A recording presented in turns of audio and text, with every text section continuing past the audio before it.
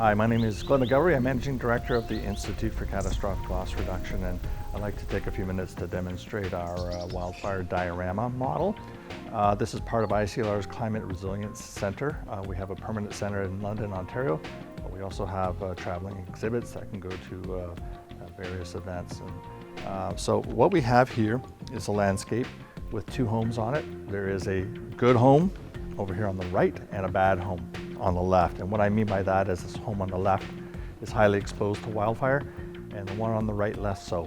What you have to know about wildfire, and there's a lot of misperceptions about fire. People tend to think that the forest burns and that fire licks right on up to the edge of the community and then barrels on through and levels that community. That's not really what happens. In a wildfire, embers are blown far ahead of the fire front. It's the embers that ignite in town. They usually cause a chain reaction, so they very seldom will ignite a structure directly.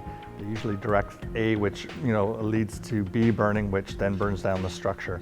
And so what we have here is this highly risky home, and we have letters from A to I, and they correspond with these items over here. So the individual can take a look at A, for example, on the roof of this home. This home has a roof that is not Class A rated. It has a flammable roof that could be a non-treated wood shakes and shingles and things of that nature. So that's the first thing about the home, is that it has a flammable roof. Over at B, here we have organic debris on the roof. So leaves, twigs, pine needles, and things of that nature, which can ignite due to the embers, and then they ignite the roof and ignite the house on fire. We go over to C, and that's the siding of this home. So this home would have something like a wood siding or a vinyl siding. Both of those things are highly exposed the home to wildfires. On the vinyl siding side, and lots of homes in Canada have vinyl siding, that vinyl siding can melt, expose the home to ignition from wildfire. When we move over to D, we have bark mulch used as a landscaping product. If you live in the middle of a big urban center like Toronto or something like that, nobody really cares if you use bark mulch as a landscaping product. But if you live in the wildland-urban interface where a community butts up against the wildlands, the forest, that's a very dangerous product to have. The home can very easily ignite as that mulch ignites and then leads to ignition of the property. So we always have to worry about that. Over here at E, we have grass that's a bit too long. So if the grass is over 10 centimeters in length and is dry, that's a huge conveyor of fire. Embers rain down on that grass, it ignites, and it leads up to the home. That's also problematic. Over here in F, we have a wood deck. Okay, so decking really matters if you live in the wildland-urban interface and what your deck is made of. And we suggest something like concrete or pavers and things of that nature. But when you have wood on the patio, it's really problematic. And again, it can lead to ignition of the property. And we go over to G. And G would be the wood fence attached to the home. So you wouldn't think that a fence would be a conveyor of fire to a home, but it very much is.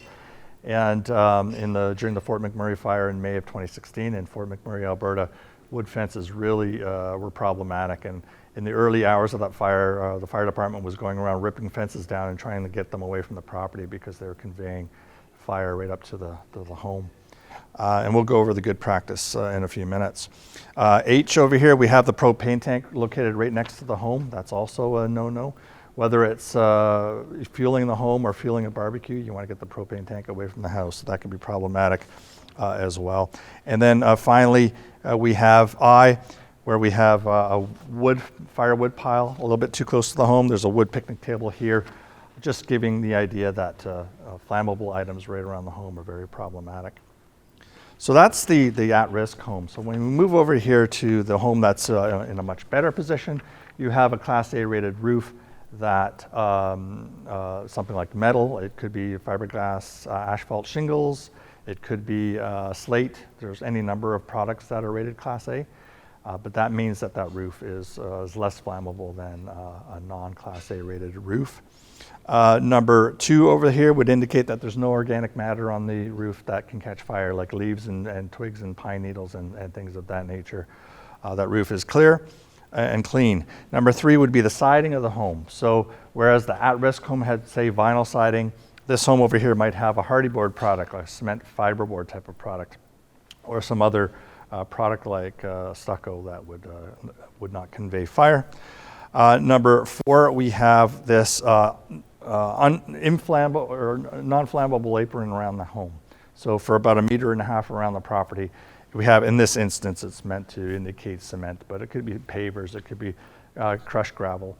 But that 1.5 meters around the property is absolutely key. If you can keep flammable materials away from that 1.5 meters of the property, you're going to perform much better than if you have flammable materials right next to the home. 5, we have the grass is nice and short. It's under 10 centimeters in length, and it's nice, green, and watered. Very, very difficult for embers to ignite that. And we've seen it time and time again where embers try to ignite it and they just fizzle out because they just can't. Over here we have a non-flammable shed. It could be made of brick, it could be metal. So you could put your fuels in there, you can put your firewood in there, and it's at least 10 meters away from the property, and that's key. You can't always do that if you have a small lot, but if you can get things like firewood and things of that nature as far away from the house as possible, that's good. And we have the back patio, which is also cement in this case. Again, it could be pavers, it could be any number of things, but wood is not a good idea, not when you live in the wildland-urban interface. Number 8 would be the fence. And so this property does have a fence and it does attach to the house, but you want that last 1.5 meters of the fence to be made of something like metal, or not have it at all. But the point is you don't want a flammable fence attached to the home. And again, that last 1.5 meters is absolutely key here. And number 9, we have the propane tank away from the house as well. So if you can get it at least 10 meters away from the home, that's great. If you can't, as far away from the home as possible is good. It's good to have that tank on a cement base, or use pavers or something like that. Also, if that tank is a little bit too close to the house, maybe you have a small lot, you can't get it too far away, it would be good to build a non-flammable structure around that tank, either with block or metal or something that won't ignite. And then finally, number 10, you have your address of the home is highly visible in case the fire service has to find your home during a wildfire. So that's it. The moral of this whole thing, the bottom line is you want to get that flammable material away from the home. That 1.5 meters around the property is absolutely key. Find out more about our research at ICLR.org.